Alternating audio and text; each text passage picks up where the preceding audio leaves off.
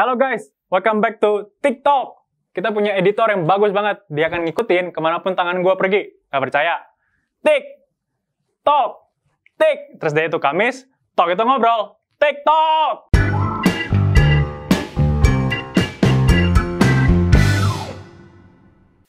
Hari ini kita kedatangan teman kita namanya Herbin Pardede. Dia adalah seorang leaders di Ecoteens.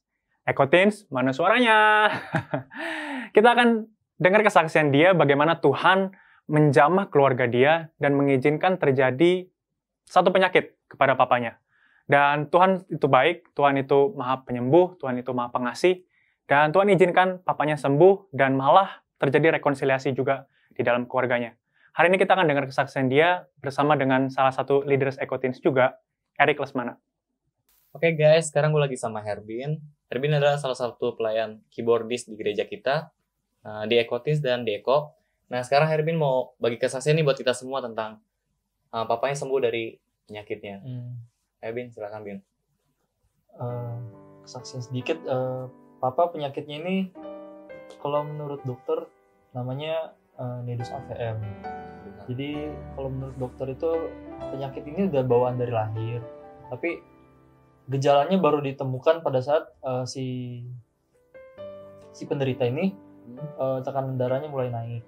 Kayak misalnya mungkin sudah beranjak dewasa atau sudah mulai tua gitu. Jadi penyakitnya ini pengkusutan pembuluh darah. Kalau papa ini kena pembuluh darahnya di otak. Jadi pembuluh darahnya ada pembuluh darah yang nggak bisa dialirin oleh darah ceritanya gitu. Kalau dialiri sampai darah, dialiri oleh darah dan pembuluh darah itu penuh, itu bisa pecah. Iya. Itu karena darah tinggi atau emang penyakitnya itu?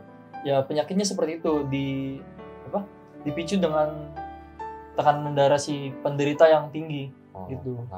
Jadi biasanya kalau yang punya darah tinggi bisa terkena penyakit ini. Terus itu apa yang dirasain Bin? Kayak papa tuh responnya gimana kalau dia lagi kambuh atau?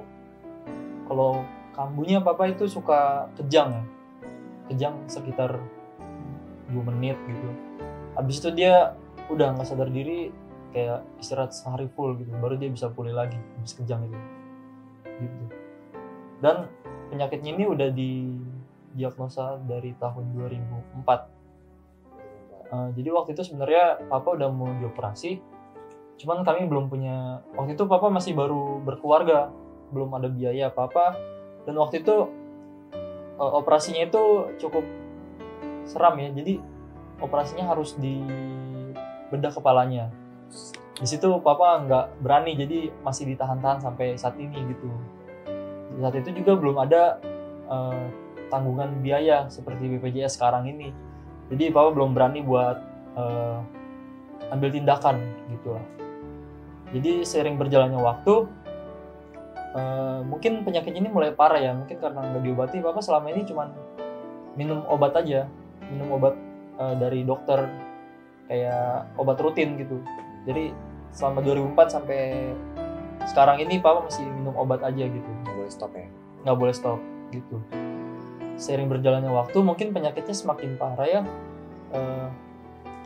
Papa ini udah pernah ditindak tahun 2016 ya. 2016 papa udah tindakan pertama. Jadi tindakan ini harus 3 kali tindakan. Jadi tindakan pertama itu tahun 2016.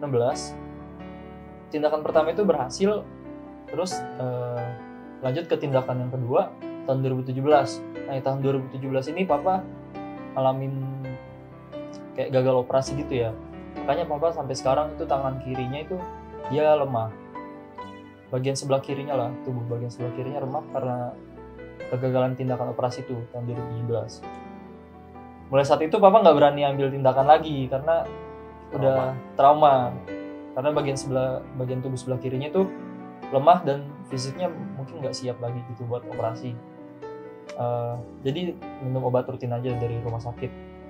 Terus seiring berjalannya waktu lagi, kemarin tahun 2019 kemarin pertengahan, papa di situ sempat kambuh. Di sini kalau kata dokter sih pembuluh darahnya pecah. Pecah lagi. Iya. Jadi pertama kali itu papa kayak mulai ngelantur ngomongnya gitu ya. Dia aja lupa, pikun lah, bisa dibilang pikun. Tapi pikunnya itu dia masih bisa gerak sama beraktivitas atau makan gitu kan? Bisa, kita masih bisa kita ajak ngobrol seperti biasa. Cuman pernah pikunnya itu pertama kali kelihatan pas papa pimpin doa makan. Karena kita kan kalau makan malam itu sama-sama ya. Pada saat papa pimpin doa makan, itu doa makannya diulang-ulang terus, nggak amin. Oh, ketahuan dari situ ya? Iya, pertama kalinya kita nggak terlalu mikir itu kenapa ya. Mungkin papa lupa kali doa yang tadi gitu. Tapi kita ulang-ulang lagi. Besoknya lagi papa pimpin doa, begitu juga sama dia. doanya diulang-ulang terus sampai mama yang nyelesain doanya. Jadi mama yang aminin gitu. Papanya kayak disuruh stop itu amin gitu. Mulai dari saat itu coba kita cek ke dokter, ternyata ya pembuluh darahnya pecah katanya. Dari situ coba diambil tindakan lagi. Jadi operasinya itu dia lewat kateter namanya. Kateter. Jadi obatnya itu dimasukin ke pembuluh darahnya di otak itu. Dirawat. Setelah itu papa boleh pulang. Papa waktu itu pulang hari Jumat. Pada saat itu juga aku lagi ikut itu retret game changer. Iya. Terus di situ aku pas retret kontek-kontekan sama mama sih. Gimana papa kabarnya? Oh katanya udah bisa pulang hari Jumat. Nah dengar itu aku udah puji Tuhan lah papa udah bisa pulang gitu. Nah terus hari Minggunya tiba-tiba pagi-pagi teman telepon, Bin kamu bisa pulang nggak sekarang? Papa nggak bisa bangun nih, gitu. Ajak adik kamu ya nanti suruh pulang. Nah di situ aku mulai kaget lah. Ini ada apa ini? Papa kemarin kayaknya udah sembuh. Panik kalau papa kenapa-napa gitu ya? Panik ya. Jadi aku pagi-pagi tuh keluar dari kamar campnya itu, aku samperin adikku suruh beres-beres. Berangkat pulang. Iya, nah pergumulannya juga pas pulang itu nggak tahu pulangnya mau gimana. Karena kan Bogor, Jakarta jauh ya. Aku juga nggak tahu angkutan, karena kan kalau dari Jakarta kan pakai angkutan gereja. Nggak mungkin kita suruh angkutan gereja buat nganter gua gitu kan. Jadi coba nanya-nanya juga sama Wawan, sama Cimela, tua EF-ku. Iya. Di situ pusing sih, pulangnya harus gimana gitu, ongkos juga nggak ada karena itu kan hari terakhir pas berdoa ongkos sudah mulai nggak ada kan. Iya. Di situ bergumul banget sih. Terus puji Tuhan ada relawan yang bertepatan waktu itu mau pulang juga sekalian jadi. Iya, nah di situ bersyukur bisa ada tumpangan buat pulang. Nah dari itu aku bawa adikku dan minta mereka untuk antar aku ke rumah. Pada saat kami sampai di rumah itu keluarga udah rame. Aku udah mulai mikir yang enggak gitu. Takut something terjadi. Iya, takut sesuatu terjadi. Di situ aku diajak ke kamar, melihat papaku sempat sedih sih. Melihat papaku kok gini gitu.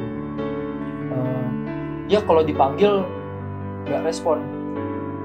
Makanya mau bilang nggak bangun-bangun karena Jumat pulang, Sabtu, Minggu pas dia tidur itu malam minggunya kan tidur malam, pas paginya itu dia nggak bangun-bangun sampai siang.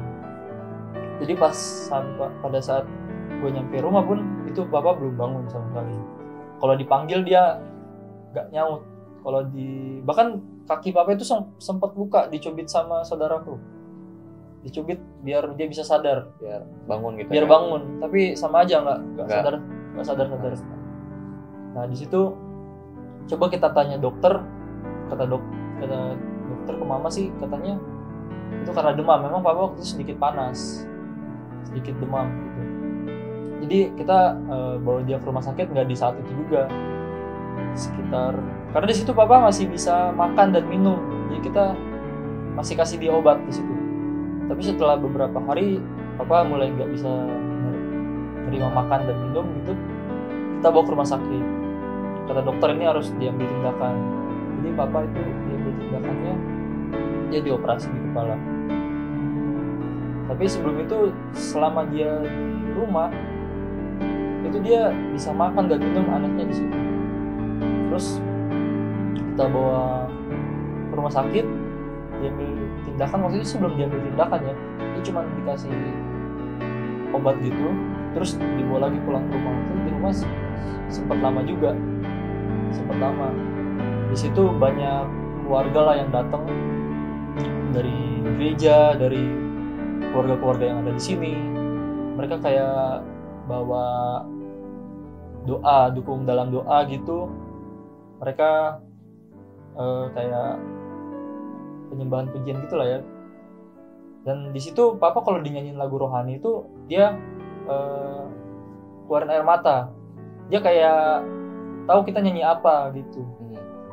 Di situ keanehannya dia bisa dengar, dia bisa berekspresi. Kalau kita panggil saja dia nggak nyaut, nggak apa sama sekali lah gitu ya, nggak ada respon sama sekali gitu. Tapi kalau dia dinyanyiin lagu rohani, terus kayak dipeluk ada kerabatnya, dia kayak masih punya perasaan, Masih bisa sedikit ngasih masih respon bisa lah gitu ya. ngasih respon gitu. Kita bingung juga. Nah, seiring berjalannya waktu kita bawalah dia ke rumah sakit. Di rumah sakit sama, kita nggak berhentinya bawa papa dalam doa. Kita doa setiap saat di rumah sakit. Dan gitu juga kalau papa dinyanyiin lagu rohani tuh dia pasti merasa. Dan ada satu lagu rohani yang kalau mama nyanyiin dalam bahasa Batak, dia bisa ikut nyanyi juga. Bisa ikut nyanyi. Di situ kayak mujizat Tuhan ada di situ lah. Di situ papa bisa dengar lagu itu, bisa ikut nyanyi juga. Iya, karena di situ papa nggak cuma nyanyi. Kalau kita nyanyi dari nada itu papa bisa ngikutin, nggak fales. Jadi dia kayak masih bisa, otaknya itu masih bisa bekerja. Bisa. Cuman dianya aja kayak nggak sadar gitu. Nah, berarti itu termasuk mukjizat juga berarti ya, mukjizat dari Tuhan. Iya, bahkan dokter juga bingung karena papa ini aneh. Dia kalau dipanggil misalnya, Pak Pardede udah bangun belum? Nah, dia nggak mau nyaut, nggak mau respon. Tapi kalau dinyanyiin lagu rohani, terus ada satu lagu yang dinyanyiin mama itu, dia bisa ikut nyanyi. Di situ aku ngeliat sendiri, papa bisa nyanyi gitu.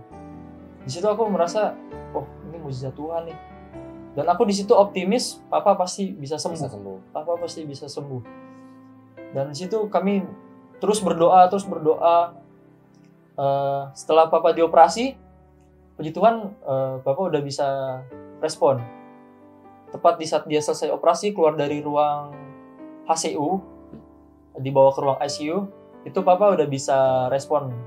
Karena situ waktu itu yang pertama kali ketemu sama papa itu mama. Di situ papa udah bisa senyum. Udah sadar. Kayak biasanya normal. Iya, meskipun belum pulih banget. Dan sempat beberapa lama masih dirawat di rumah sakit. Kita bawa ke rumah. Di situ papa masih belum bisa jalan. Masih pakai kursi roda. Di rumah sekitar beberapa lama, berangsur-angsur kemudian papa bisa sembuh. Dan puji Tuhan, kejangnya papa dari awal kemarin papa sadar sampai sekarang belum nggak pernah lagi, puji Tuhan. Dan berdoa supaya papa nggak kejang-kejang lagi. Jangan sih sampai. Iya. Berdoa. Dan masih berdoa juga supaya Tuhan bisa pulihkan papa, karena abis papa kemarin sembuh itu tangan kirinya masih tetap nggak bisa, masih lemah gitu ya. Iya, masih kayak bagian tubuh kirinya. masih lemah. Cuman dianya aja udah kembali sadar, puji Tuhan. Dan kalau kita tanya sendiri, papa pun nggak sadar kalau dia sakit. Iya, aku cerita sama mama, kalau papa sadar dia sakit, pasti dia udah kepikiran terus. Karena kalau penyakit darah tinggi ini kan Ya, dari kepikiran gitu ya. Kalau papa kepikiran, ya nggak tahu lagi papa gimana. Karena naik lagi darahnya, pecah lagi. Iya, pecahnya bisa tambah parah. Bahkan kata dokter kalau pecahnya parah bisa si penderita ini meninggal gitu. Puji Tuhannya papa nggak ngerasa kalau dia sakit. Jadi kayak nggak kepikiran gitu ya. Iya, jadi dia kayak lagi di bawah sejenak gitu. Kayak dia nggak di situ, cuman kemarin itu kayak dia bisa nyanyi kan, tapi dia nggak tahu kalau dia bisa nyanyi. Dia bahkan ke kerabat yang dari kampung datang ke sini, dia nggak tahu sama sekali gitu. Jadi puji Tuhan di situ papa nggak merasa kalau dia sakit waktu itu. Oke Bin, selain kesembuhan yang papa alamin, ada nggak sih yang Herbin alamin pribadi gitu? Kalau gue pribadi ngalamin kayak pemulihan hubungan gue sama papa. Karena sebelumnya sama papa tuh cuek biasa aja gitu. Kalau kemarin di situ gue kayak ngerasain takut kehilangan gitu ya. Di situ gue rawat papa, suapin papa makan, suapin minum. Di situ banyak hal yang belum pernah gue lakuin ke papa bisa gue lakuin di situ, kayak suapin papa, kayak banyak momen-momen kita gitu. Di situ kayak memulihin hubungan gue sama papa. Terus merasa banget kebaikan Tuhan, makin bersyukur dengan apa yang udah Tuhan kasih. Itu aja sih. Oke, Herbin ada nggak nih pesan-pesan buat teman-teman yang lagi nonton? Nah, buat teman-teman yang mungkin sekarang sedang mengalami kesulitan, susahan, sakit penyakit, baik pribadi ataupun kerabat atau keluarga, tetap percaya, setia dalam Tuhan, tetap setia dalam berdoa, karena setiap doa yang kalian sampaikan ke Tuhan gak akan pernah kembali sia-sia. Jadi tetap setia dalam Tuhan, semangat terus, Tuhan Yesus memberkati kalian. Oke, itu dia tadi sharing dari teman kita, sangat memberkati banget ya. Semoga teman-teman di rumah juga terberkati. Oke, jangan lupa saksikan terus TikTok. See you next week. God bless.